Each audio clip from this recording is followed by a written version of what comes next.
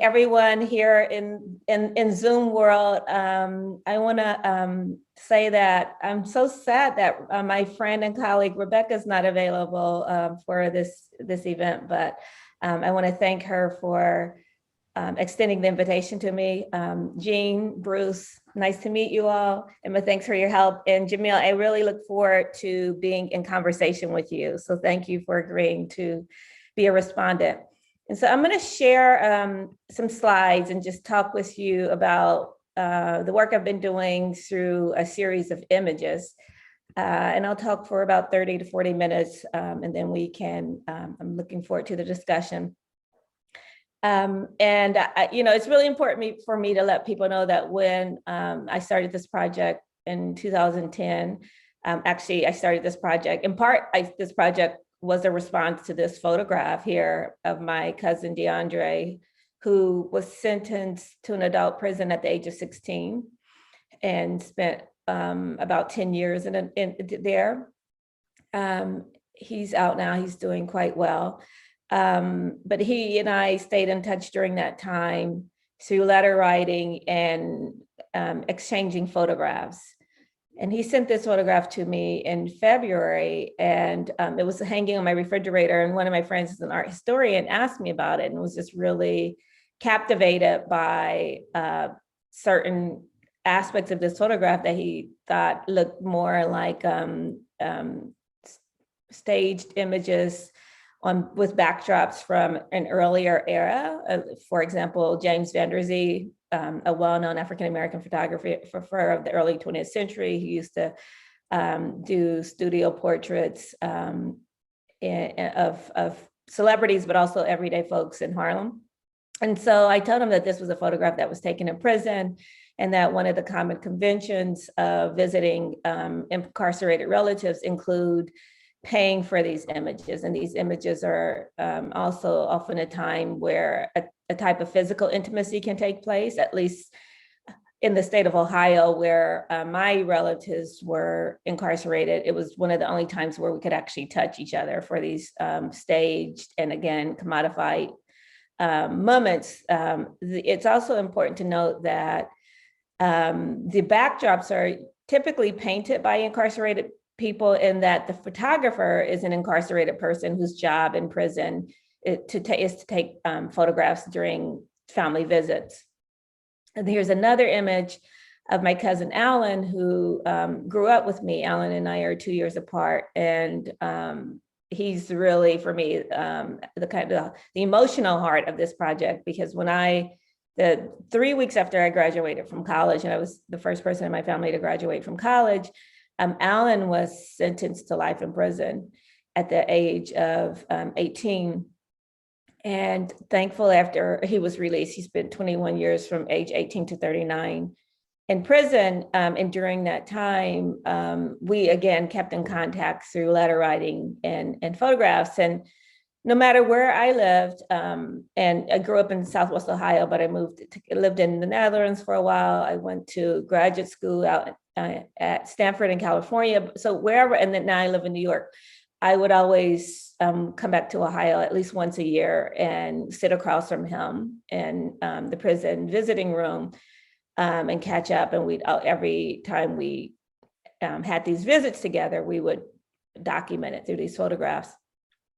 So I started actually with this personal archive, not knowing where this project was going to go. I had no idea, and I mean this, no idea at all, that this was going to become a book and an exhibition and a series of public programs and other kinds of initiatives that really, at the center of it, are incredible works by currently and formerly incarcerated artists, many of them really establishing themselves professionally in the art world, and being recognized for their work. For example, Jesse Crimes, one of the artists in the book and exhibition, just a few days ago, it was announced he won a Guggenheim Award. James Huff, another artist in the show, who was sentenced to life without parole at the age of 17, and then eventually released after 27 years of prison, is having his first solo exhibition at a gallery in downtown Manhattan opening in May. So there's all these ways that through something that felt really very intimate and about my own family, this project has grown into collaborations and connections with literally hundreds of people across the country. Tila mentioned Kai Stevens, who runs the Alabama Prison and Education Program, Prison Art and Education Program. And she was, again, somebody I interviewed for the book. And one of the artists she worked with is actually featured in this exhibition in the book. And I'll show you the work of that artist in a minute.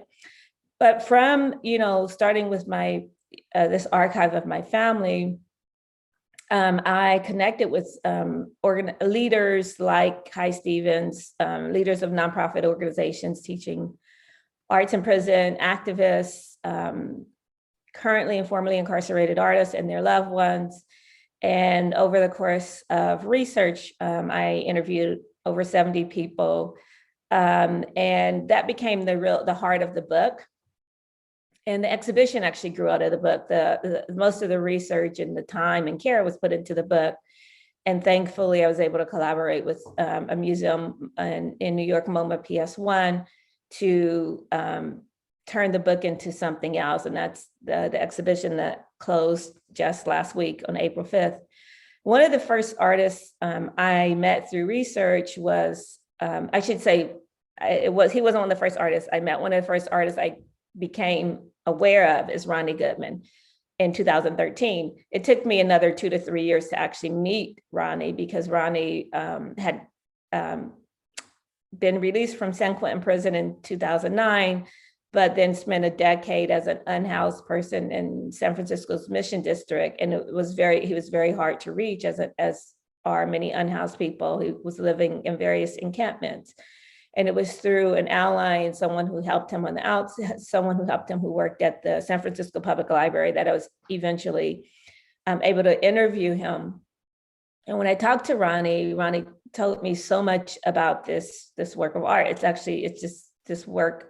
Every time I look at it, it teaches me so much. There's incredible practices of discernment that's taking place as he's making choices about how to arrange this self-portrait.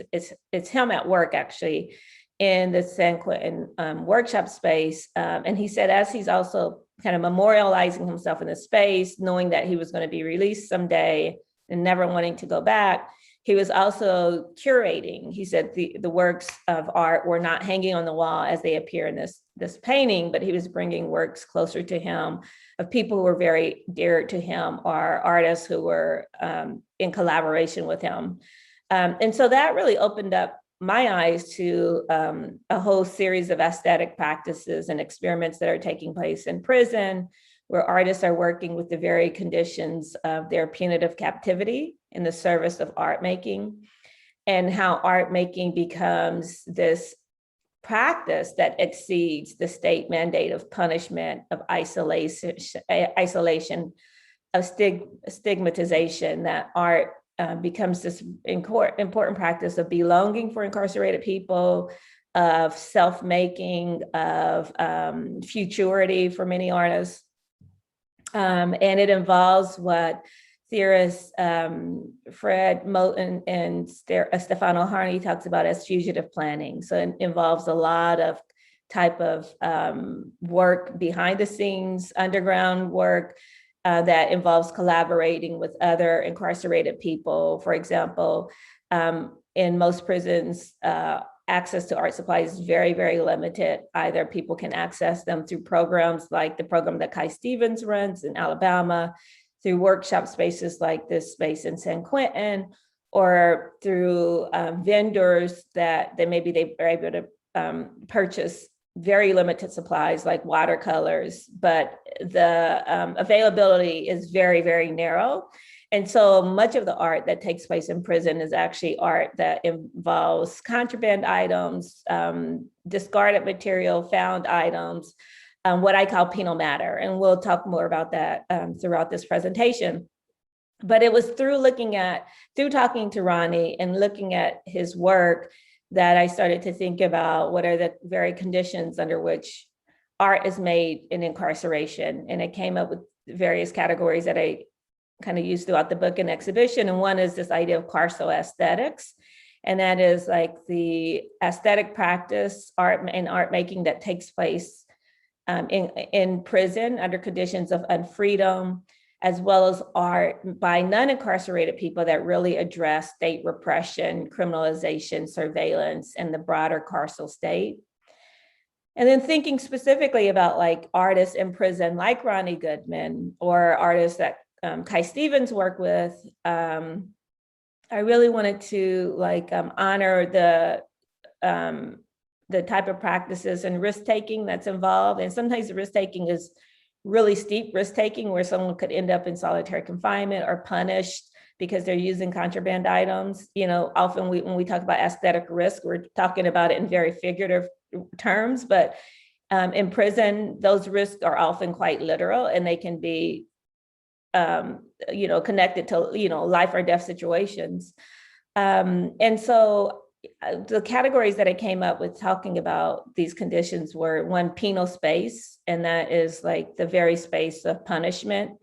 It's the built environment of prison. It's the cells where people are warehoused during their sentence. It's the architecture of confinement and punishment. As you see here in Ronnie Goodman's painting, that even though this is an art studio and it in some ways idealized by the light and a kind of creative engagement, you also see the barbed wire. You see the window above him where the prison guards can look at him but not be seen. And you also see his prison blues, his state issued clothing, as all signs of his captivity. But when I talk about penal space, I also mean it in this way that is non-material. It's about the psychic and social relationships that are structured through the carceral state, through captivity, and how prisons remove people from all that they love and what they're most familiar with, physically removes them from that. And then physically removing people from the familiar, it also restructures a psychic and social relationship to intimacy, to family, to belonging. The state forces a relationship with the incarcerated subject where the state is the primary kind of participant in that relationship. It's a coerced, forced relationship to a punitive government.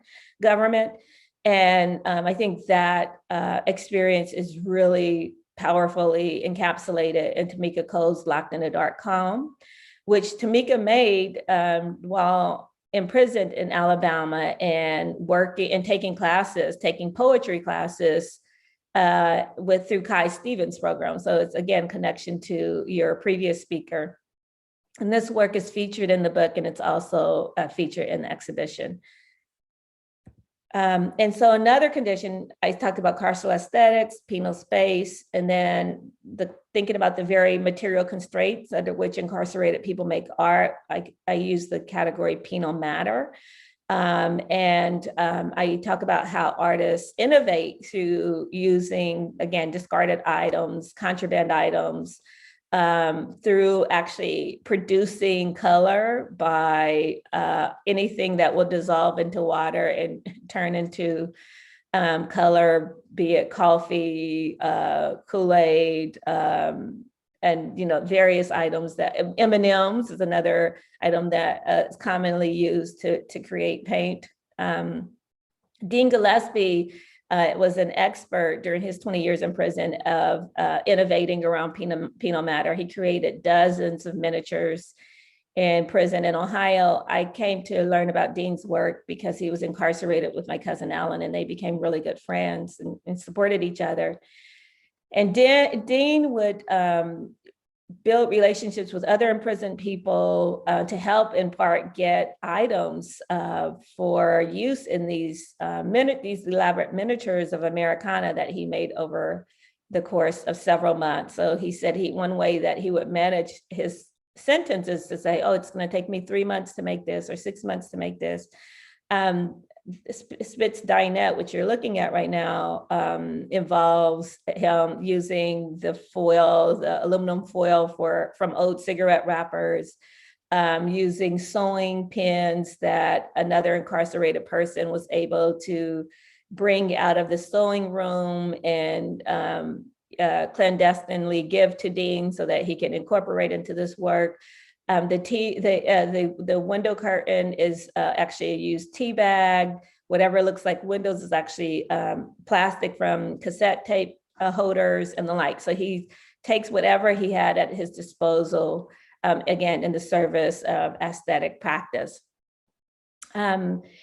Often incarcerated people, in terms of thinking about penal matter, will use the very materials of their captivity to make art. And so here you see Gilberto Rivera taking his federal state-issued clothing and turning it into this mixed media collage. He's also incorporated documents from prison. The warden's signature becomes one of the very material objects that's used in this work. He's commenting on his forced labor practices in prison. His job was to mop floors, so he's included floor wax and other materials that that really suggest the kind of labor involved in forced captivity in this work here. And then another way that incarcerated people think about penal matter is more conceptual. And I'll show you two examples, just thinking about the kind of punishment industries and how corporations and are benefit from punishment, as well as how entire sectors of the economy are based on punishment and captivity, that there are literally across this country millions of people whose livelihood, whose employment, whose salary comes from holding other people captive, criminalizing people, surveilling people, and maintaining this system of punishment, and also of othering many, many millions of people. And one of the artists who is, really getting at some of the stakes involved, the financial stakes involved, is a currently incarcerated artist in Arkansas, Kenneth Reams, who made this work, Capitalization, in 2018 as part of a art contest that was organized by Worth Rises. Worth Rises is a really fantastic nonprofit that serves as a watchdog organization to look at various organizations and corporations, universities, entities that are benefiting from prisons. And they have lots of reports and information that you can find online. I highly suggest that you look into their materials. But they organized this art contest in 2018, asking incarcerated people to create artwork that's about the prison industrial complex. And Kenneth made this while on death row. He's now been moved off of death row, but for 25 years, he was on death row starting at the age of 18. And he asked other people who were being held on death row to empty their trash and give him trash. And he used basically these discarded wrappers and the like from extractive companies that sell junk food to imprison people at exorbitant rates to create this work, Capitalization. Another way that penal matter gets addressed is also by thinking about the warehousing of bodies, especially Black, Indigenous, and Latinx bodies in prisons, and how those bodies are used to fuel economies. And James Huff, beautifully and poetically, gestures at this through this watercolor, as well as the title of this work, I Am the Economy. And then the last category that I developed in conversation with incarcerated artists to think about the conditions of art making in captivity is penal time. And penal time is a lot. It's a lot of things. It's one, the sentencing that in modern societies, in contemporary times, punishment is usually adjudicated through time. So one is sentenced to 10 years, to 15 years, to life without parole, to death, to four lifetimes in prison. These are all, in many ways, abstractions that often do not line up with why someone is imprisoned. And what I mean by that is that there's no real logic around 5 to 10 years, because the people who are creating sentence guidelines are people who've never spent time in prison. So 5 to 10 years in a 6 foot by 9 foot cell is a total abstraction for policymakers, for prosecutors, for judges who have never been in a box for that amount of time. And it creates these existential crises for people who are serving those times, who are serving that kind of time as punishment, where everything they do, every millisecond, is a measurement of their punishment. They wake up and they're being punished. They sleep, they're being punished. They eat, they're being punished. They use the restroom, they're being punished. And I think that this concept of penal time really gives us an opportunity to reconsider, the logic of punishment and its illogics. The illogics of punishment is what I should say. And one of the ways that artists actually address penal time is to think about their time in captivity within a kind of long continuation of Black subjugation and captivity. And so Jared Owens does that really powerfully in this triptych called Elapsium, that the title itself is referring to this elongation of time in the centuries-long practices of anti-Black violence and captivity that this white supremacist settler colonial project continues to perform and continues to practice. And so what Jared does here is he takes an icon of abolition of 18th century, 18th and 19th century abolitionist movements. It's called the Brooks slave ship. And this image is written about very powerfully by art historian Cheryl Finley, who talks about how the Brooks slave ship circulates among abolitionists in the UK and in the United States as a way of bringing public attention to the horrors of chattel slavery. So Jared has taken this icon, the Brooks slave ship, and has overlaid Ferreton Prison, where he was incarcerated for over a dozen years, on top of it. And in doing so, he's lined up the holding cells of the prison and the slave ship. And then it's also the color of orange is a really important symbolic color for this floating prison slave ship, because in Ferreton, where he was incarcerated, orange was a warning color to incarcerated people. It was literally an area that they could not enter, was demarcated by an orange line or an orange sign. So for him, this is a stress color, it's a forbidding color. And so it's a warning for all those held captive in this floating prison slave ship. Another artist who powerfully thinks about penal time as this elongation of Black captivity and suffering under settler colonialism and white supremacist projects is Mary Enoch Elizabeth Baxter, whose very powerful video, Ain't I a Woman, basically rehearses and restages her time in prison when she was in labor and shackled, a practice that still takes place in some prisons in some states across this country. When a pregnant woman is in labor, that they are actually shackled while giving birth. So Mary does this very powerful job of connecting her experience to the history of Black women's forced reproduction and the violent control of slavers and other white supremacists on Black women's bodies and Black women's reproduction. So I'm going to talk for about 5 more minutes, and just so we'll make sure there's plenty of time for Jamil and I to be in conversation with the audience. I want to talk about some of the genres and practices and common forms of art that I learned about through this research, not knowing, first and foremost, how important portrait work was inside prisons.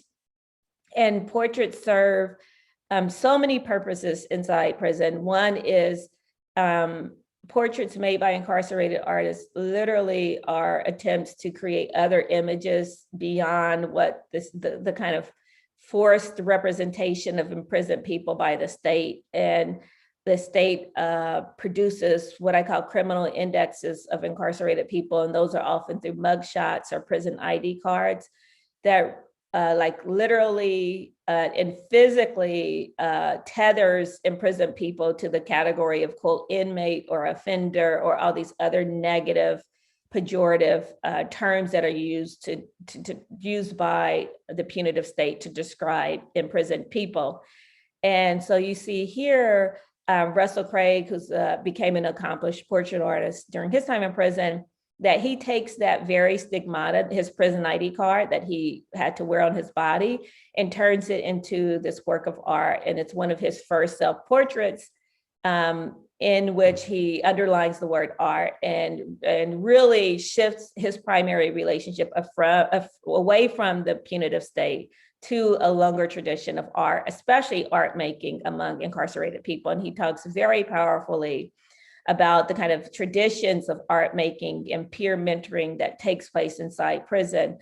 He speaks very, powerfully about, for example, James Huff, who was imprisoned with him, and he became his art mentor. When Russell was released, he made this really ambitious, large-scale self-portrait. It's 10 feet by 8 feet. And it is also a way of re-narrating his own story. So he's collected his prison documents. He's collected his foster care documents. He's collected all of these documents that, again, tethers him to a punitive state. Over a 3-decade period. He entered foster care when he was 5 and seamlessly went into group homes and state prisons. And many scholars have written about this way that people, children in foster care are funneled into prisons very seamlessly by the time that they're quote released or they're independent from foster care. And that was his experience. And so he's wanted to it was very important to him to re-narrate that story, a story that the state had told about who he is. And he did that visually by using these documents as the backdrop and creating this large scale self-portrait of himself as someone at peace, as someone who's also in a contemplative state and who's really moving forward as an artist at work. The cover of the book is also a portrait project that is ongoing by Mark Lotney, who's currently in prison in Pennsylvania, and since 2014 has been doing this series called Pyrrhic Defeat, a visual study of mass incarceration, where he asks other imprisoned people to sit for him, and he does these 20-minute sketches. At this point, he's amassed over 703 of them, and all of them were on display at the PS1 exhibition. Portraits also are type of practice that incarcerated people also bring very kind of conceptual and abstract traditions to what is often considered something quite conventional. And so portraits are part of a really, in some ways, conservative Western art tradition that often venerates people who are wealthy, venerates kings and queens and people of wealth, property owners. In the history of portrait making, non-white people are often presented as property, as part of the display of the wealth of the person who's sitting. And so many incarcerated artists are disrupting that value system, that historical value system that's associated with portraits in the Western art tradition. And one such artist is Jesse Crimes. I mentioned him as congratulations for winning the Guggenheim. During his first year in prison, he made this portrait series using ready-made objects, so using prison bars of soap and mug shots and headshots from newspapers and magazines and transferring them onto these prison bars of soap. And over the course of his first year, he made like 290 of these images. Again, I brought up the Western art tradition of portrait making. George Anthony Morton actually became obsessed with that. He was studying especially the history of portraits in Italian art, in Dutch, quote, masters traditions. So much so that he became this incredibly skilled portrait artist and was awarded a scholarship. He's actually from Missouri. He was in prison in Missouri, grew up working poor person there, sentenced to prison at a young age, spent 10 years in federal prison, a harsh and unbelievably punitive sentence for like a low-level drug conviction. But he said he self-consciously turned that 10-year sentence into a deep dive and study of art making, and was awarded a scholarship to the Florence Academy right when he was released from prison and still on parole, and then won Best Portrait of the Year in 2016 for this work, Mars. He now runs an art studio in Atlanta where he teaches other, especially quote, non-traditional art students, portrait making traditions. And I'll close right now by saying I have an entire chapter that's dedicated to solitary confinement that really puts in stark relief the risk-taking involved in art making when one is often serving life in prison or held in total and complete isolation. I opened that chapter talking about this self-portrait by Billy Sell, who was part of a hunger strike to bring attention to the horrors of solitary confinement. And he did not survive that hunger strike. He was found unresponsive in his cell. And this work is in the book and in the exhibition, along with a series of correspondence between Billy and his art teacher. He was enrolled in a correspondence course taught by a volunteer, Tracy Ziegler, that really just is, the correspondence is so devastating in what it reveals about solitary confinement as producing what philosopher Lisa Gunther says is this kind of unhinged intersubjectivity. So it basically, not only, breaks the relationship between people in solitary confinement and other beings, but also it often unhinges the person from him or herself or their self. It's a form of torture, and that should absolutely, a prison should be abolished. Solitary confinement should not even be something we talk about as still in practice in 2021, and still there are tens of thousands of people in US prisons alone who are held in solitary confinement every day. Another artist who spent a long time in solitary confinement is Ujiri Lutalo, who was held in political isolation in a prison in New Jersey for 22 years because of his political beliefs and his affiliation with the Black Liberation Army. And during that time, he created hundreds and hundreds of collages that documented what he called no-touch torture and his experience in solitary confinement. And then in closing, I'll just run through some of the installation shots so you can see what the exhibition looked like once it was installed at PS1. And so many of the works, I'd say about 70% of the works in the exhibition were also in the book, but we also made space for new works to be included in the exhibition. And then I'm going to end on this wall of portraits by Ronnie Goodman. I opened talking about his work, Ronnie, in part because Ronnie Goodman did not survive a life being an unhoused person in San Francisco during the pandemic. He was found dead on the streets of San Francisco in August of 2020. And so it's really important for me to honor his life and legacy and his art in any kind of presentation I do around marking time.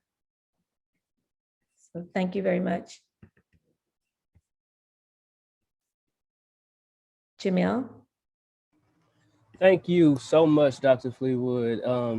Man, like so much of your presentation resonates deeply in my spirit for a lot of reasons, obviously, but I took some notes, and one of the last things you said was what I was kind of like thinking about the whole time, and that's the sheer bravery and the challenges that people who are caged, who happen to be artists, experience, right? So in my experience in 12 years, 9 months, and 6 days of incarceration in Missouri, the prison artist is typically a person who doesn't have family support, right? So their creative genius is sort of mined by their struggle being compounded and not having any money to go to commissary, just relying on the, well, I think it was $7.50 if you didn't have a GED, and $8.50 a month if you do have a GED in Missouri. The state just puts that money on your books. So these artists are some of the most talented people that you'll ever interact with, right? And the things that you refer to as penal matter, I thought that was a really interesting academic way of classifying it, right?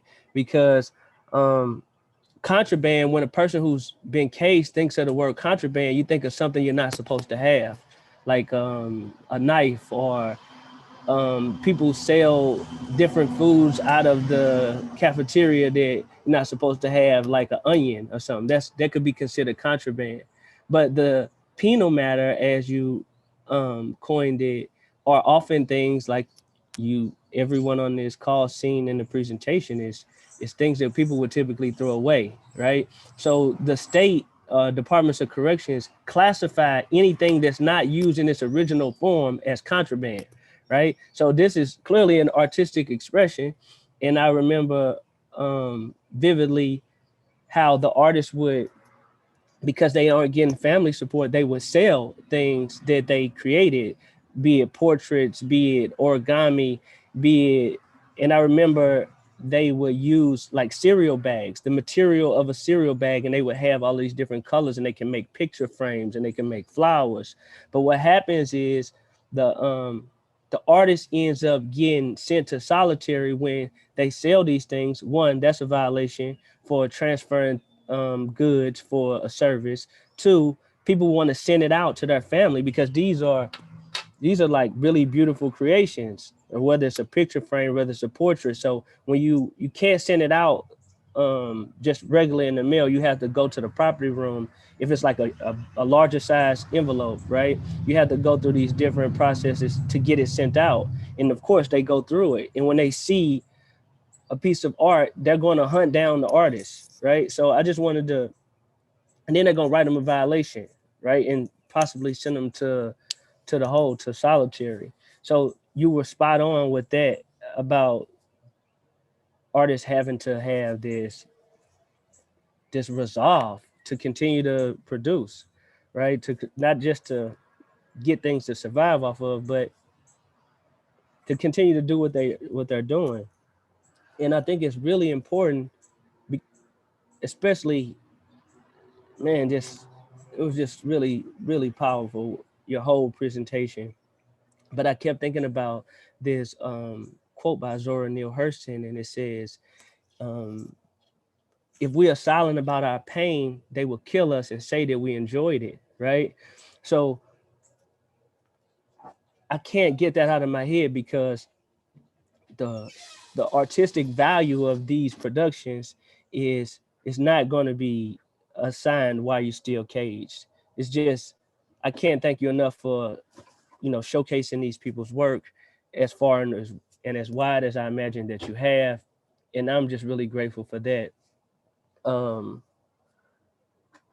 In the situation of the artist, Ronnie Goodman, it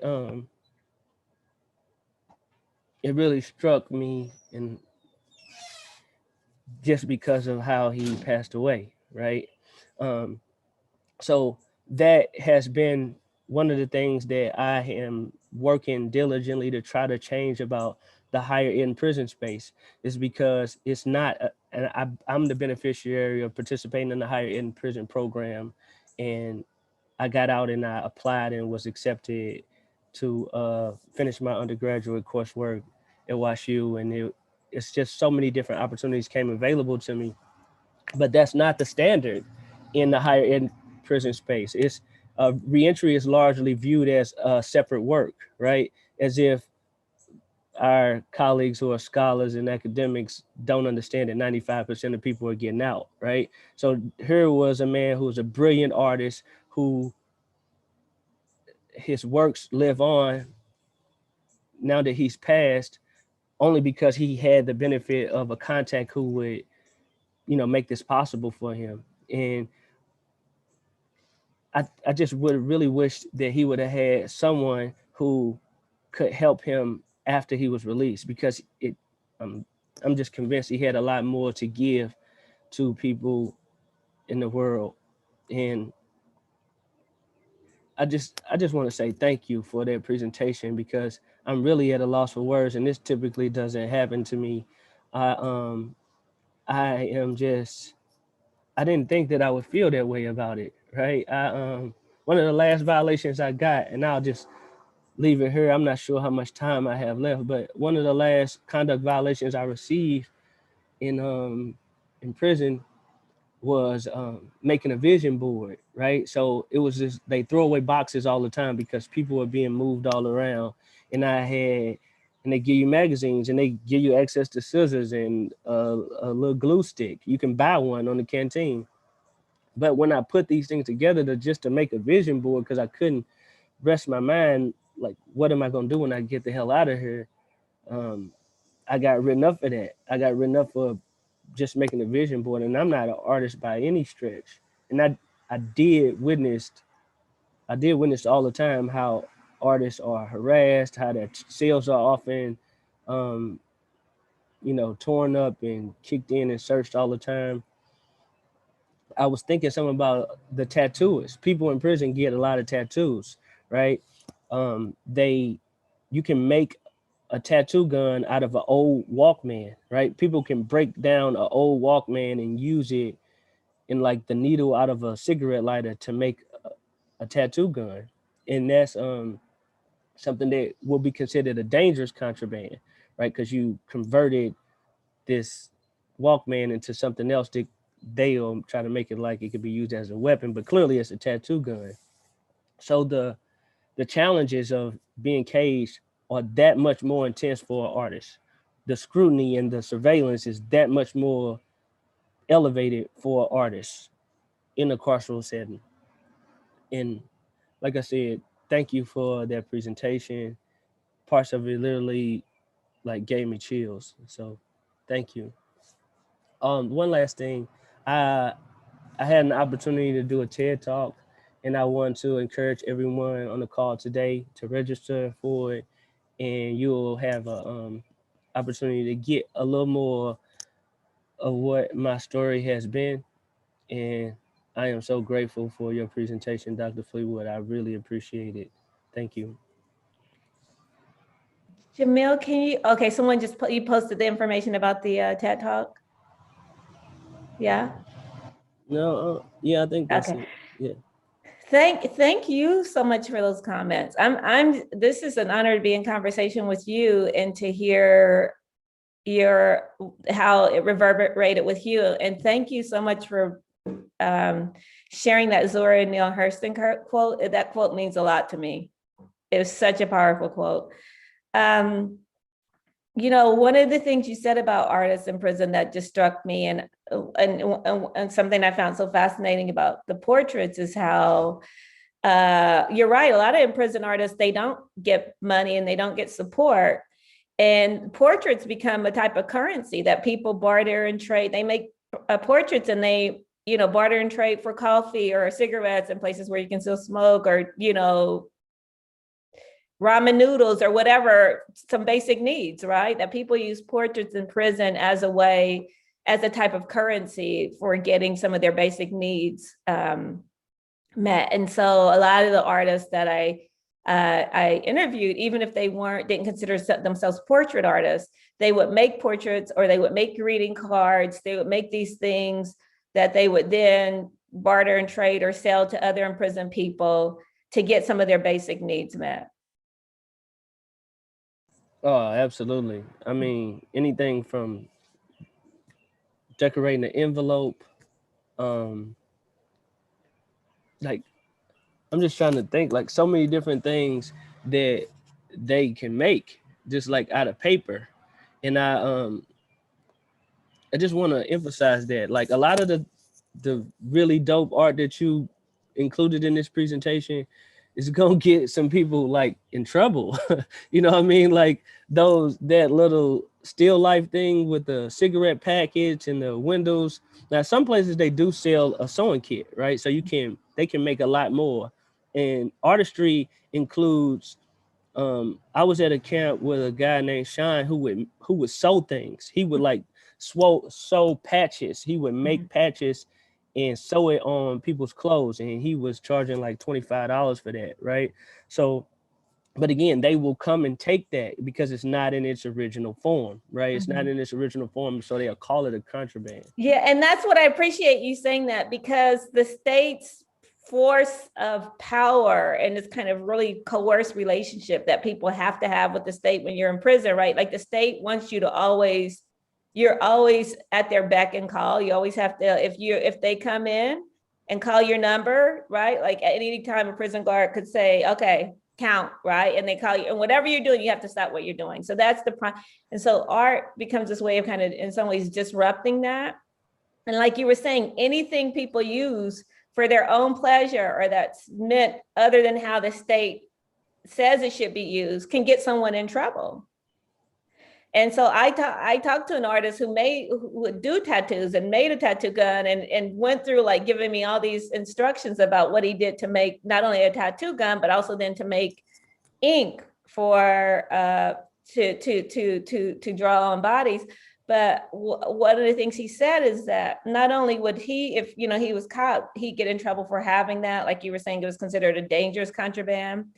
But then also the person who has a tattoo can get in trouble for having a tattoo because it's considered a destroying state property, meaning that the body of the imprisoned person is considered state property.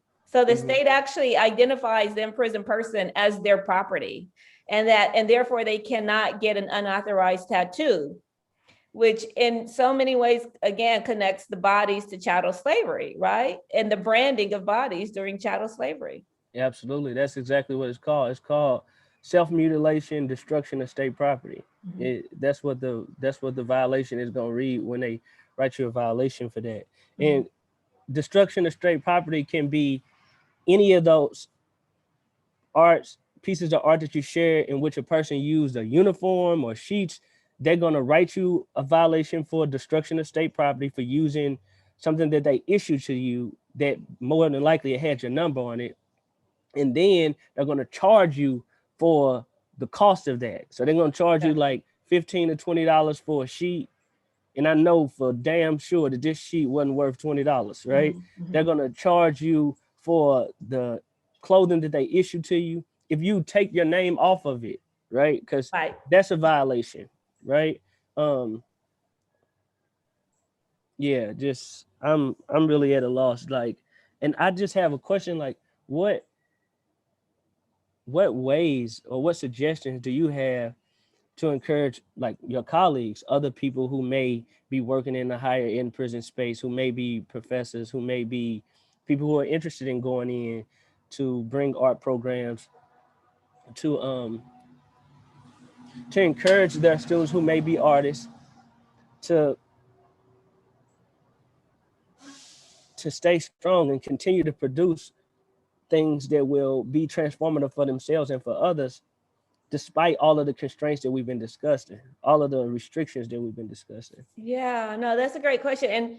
And yeah, during the time that we're still here, if you have questions, please put them in chat. Jim, I think that's a great question. I mean, I actually, in the book, I wrote a chapter, it's chapter 5 called Fraud Imaginaries, and it's looking at organizations that go in and work with incarcerated people. And saying that, a lot of these organizations really need to do better, meaning that they need to think through their own politics around collaborating with incarcerated people, because sometimes organizations will go in and without consciously or unconsciously, they'll kind of reproduce that kind of top-down relationship that prisons already force upon captive people. So sometimes these collaborations aren't collaborations at all. They're just like a reproduction of these kind of hierarchical relationships. And the organizations benefit more than imprisoned people. Like I know of a lot of artists who in prison may have given their work away to art auctions or to organizations, and they never got any kind of benefit. They never received any kind of support or funds, and they don't even know where their art is, right? And so to me, if that's how this organization is working, then that organization is literally reproducing inequality. So I think it's very important that people don't think that just by going in prison that they're actually doing good, that they need to actually rethink their whole politics around why they want to do that work and their ideas about the criminal legal system. Because I think if you're going in thinking that people in prison are anything, any way different than you, then therein lies the problem. Because prisons literally are a reflection of people in prison, people in society, right? Everyone you see in society is everyone you see in prison, right?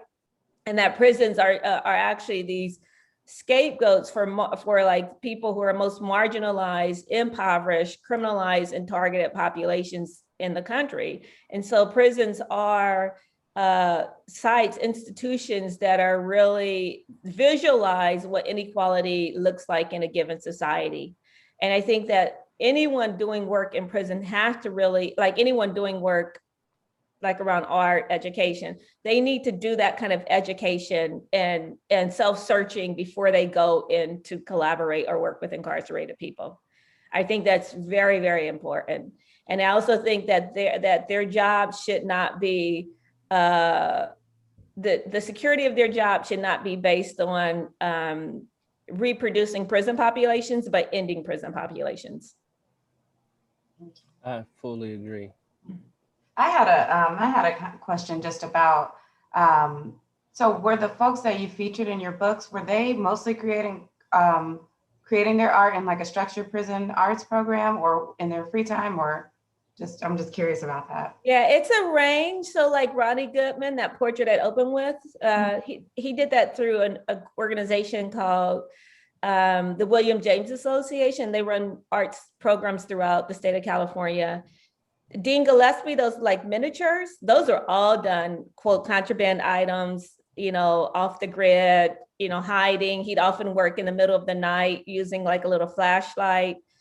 And then a lot of the other works, like Kenneth Reams, who's on death row, he made that work in his cell. A lot of, I would say the majority, and Jamil could speak for this, the majority of art is being made in people's cells and like in informal ways. What I learned from just talking to people, there's a lot of informal kind of peer mentoring, people sharing techniques with each other. And you can see that sometimes in like in group settings, but a lot of it's just happening in cells. That doesn't take place through structured organizations. So yeah, it's a combination of like organizations, collaborations that happen in prison, and then just informal practices that people are doing in their own cells. Especially the stuff that's using contraband items, usually that's done, like as much as possible, trying to avoid the oversight of the prison staff. I wanted to follow up sort of from a point that Jamil raised, and that's about the lack of programs for people once they get out. And I wondered if in your research you've come across programs that are aimed specifically at artists that help with that transition. That is an excellent question, and even with Ronnie Goodman, I mean, that's like Ronnie actually had, Ronnie has a huge community of people who love and support him. And Ronnie, like many people who come out of prison, that have been multiply traumatized. So it was like, it's like people, there can be networks of care, but this is one of the things that I love that Angela Davis is, that abolition is not just the taking down of institutions, it's the creation of institutions. And so someone like Ronnie, like many people coming out of prison, need institutions of care that actually address multiple kinds of traumas and crises, and often nonprofit organizations don't have the capacities or aren't structured in a way that they're thinking about the multiple ways that people are really harmed and may have been harmed over time, and how institutions that were supposed to look out for people have in fact actually just reproduced forms of stigmatization. And Ronnie had access to, at times had access to housing, but in some ways I think he felt less vulnerable on the streets than he did in some of these kind of state surveilled forms of housing that formerly incarcerated people end up in, right? There's also often formerly incarcerated people end up in forms of housing that are very much organized like carceral facilities in terms of curfews and things of that sort. So what I want to say is that I think that, again, the abolition is about the creation of institutions of care and healing and a more just and viable society for the largest spectrum of people. The most interesting and I think powerful initiatives that I see happening around re-entering, especially re-entering artists, is taking place among formerly incarcerated people. So two of the artists in the book, Jesse Crimes, I mentioned, who won the Guggenheim, and Russell Craig, the portrait artist, they're extremely good friends, and they collaborated with some foundations and organizations to create what they call the Right of Return Fellowship. So it's a fellowship that gives a stipend and support to formerly incarcerated artists, and then helps them actually exhibit that work. And many of the artists who've come through that Right of Return Fellowship have done very, very well. James Huff, who I said was sentenced to life without parole and now is released, he lives in Pittsburgh and is doing all kinds of public art projects that had to do with COVID hotspots in prisons, and like bringing, he's doing like billboard campaigns, like really turning his art into like this public awareness about like the vulnerabilities and the conditions of people in prison during this quarantine. And Mary Baxter, who made the video about being shackled, she's involved in several projects in Philadelphia, where she's based out of, with women, gender nonconforming people around. One is like something called a Dignity Act, and it's around like the treatment of gender nonconforming people and women in prisons, and like access to hygiene and just various things that like are often not afforded to women in prisons. But she's also been involved in like community bail funds to bail people out. So every Mother's Day, she does this Free Black Mamas from Jail project in Philly, where they crowdsource and raise a lot of funds, and then they bail people out of jail. And so a lot of the artists in the book who are formerly incarcerated are at the forefront of like creating communities of care and initiatives that are about like providing a much more holistic approach to like people who are re-entering society.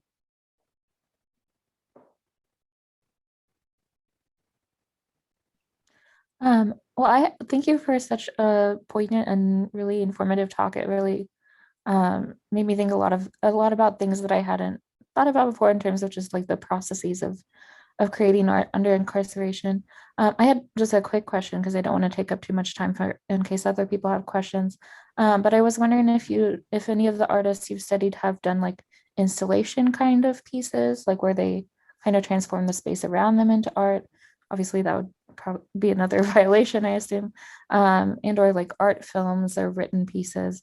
And then I had a quick second question, which is like, where can we find these artists, or where is their work on display? Well, all of these artists were in the Marking Time show that I said closed up PS1, and I'm working right now to travel that exhibition. So hopefully it'll be traveling to different cities. But the website Marking Time Art has some info about the artists who've wanted to share information. Any artist that you find on that website is artists who's inside prison or out of prison, but they've been willing to share information.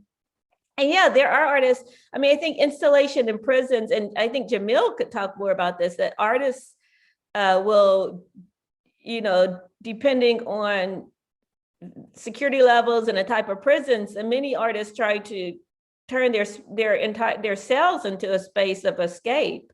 One artist told me about painting on, doing a painting and hanging on their wall, and it was literally a portal out of the prison into another, like kind of into like another whole space, right? So there's ways that art, the backdrops that that are used in the visiting rooms are often kind of escape spaces. They're often show no bars or no kind of confined space. So there's a lot of envisioning envisioning a space that is not a place where there's no captivity. It's kind of like a locationless space. Thank you so much. I'm so sorry. I came very late to this because I had class earlier. But I wanted to just say, impartial kind of, well, first off, thank you so much for coming, and I'm gonna ask Taylor for the recording, but I don't know, I think this is okay to share, but I just want to say in partial response to Emma's question, that I know that currently there's a student in the PEP program at WashU who has done a lot of work to negotiate, as I understand, and Natasha can correct me, to negotiate with the DOC to be allowed to paint the children's area of the visiting room, to make it a kind of, I think it's going to be Madagascar themed. But the idea that also like kids are coming into this like really bleak space that reflects the kind of bleak nature of the institution. And I don't know how to feel about it, but I just wanted to say that like I'm really excited to see how that work is gonna kind of come out, but also talking about what the idea of transforming a space within this awful. Yeah, I mean, I think that's important. And you know, there's Jacqueline Woodson is a writer, a really famous Black writer, and she's written some books for at various ages, but including a children's book that's speaking from the space of a child who's has a parent in prison and what that experience is like. Sable Ely Smith is an artist, a non-incarcerated artist, but she's actually a professor of fine art at Columbia and has been making art for 15 years plus that deals with her father's incarceration. So when she was 10, her father was sentenced to life in prison. And so she does a lot of work thinking about how the carceral state impacts families broadly, but also children. So she has something called the Coloring Book series that is based off of actually a coloring book that was created by the prosecutor's office, I think in New York, to teach kids how to basically, you know, incorporate the fact that one of their relatives or loved one is being held captive and then in prison. So it's like, it's almost like a way of a pedagogy for teaching the most marginalized people how to be comfortable with a system that's meant to oppress and hold them captive. And it's a really, she said, I'm sure the intentions were, quote, good, but it's a really perverse tool used to make people comfortable with a really cruel system. And so she's turned that into an art series that you can, if you look it up, the Coloring Book series that's you know, in the collection of MoMA now, and it's very, very powerful. I think we have time for one more question. Yes, we do. I'll ask a quick question. First of all, just to echo everyone, Dr. Fleetwood, thank you so much for a fantastic talk. I wanted to ask if you know of any programs or organizations that have had success in terms of bringing exhibitions that feature the work of incarcerated artists into prisons or jails? Bringing them into prisons and jails. I mean, there a lot of the organizations that run art programs in prisons are interested in having, you know, some kind of inside outside program where there's, you know, the work is shown. And I would just look locally at arts programs. There's literally hundreds of arts-based prison programs. So I think you could just find out what's locally in your area. And I just put in the Justice Arts Coalition. It's a national network of art teachers, incarcerated artists, volunteers, that you could also just learn more about locally, some of the programs in your area.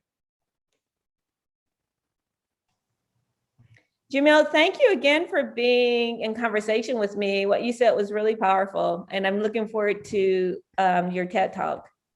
Thank you, Dr. Fleetwood. Just amazing presentation, very poignant, very profound. I haven't mind these feelings in a long time. I've done well to try to compartmentalize, but I guess that's the purpose of art, or one of the purposes anyway, to bring these emotions and feelings of pain and appreciation to the surface. So thank you, Dr. Fleetwood. Please, Jamil, please do keep in touch. I want to hear about your successes. I'm sure applying to law school, that's exciting. Yes. Yeah, I'll be sure to put you all in contact with each other. And again, I want to thank you both too for sharing everything and your experiences. And it was really powerful and insightful. So, and thank you all for attending too. Thank you, Sheila. Thanks everyone who attended. And thank you all for hosting this. I appreciate it. Thank you so much. All right, thanks. Bye. Take good care, everybody. Bye.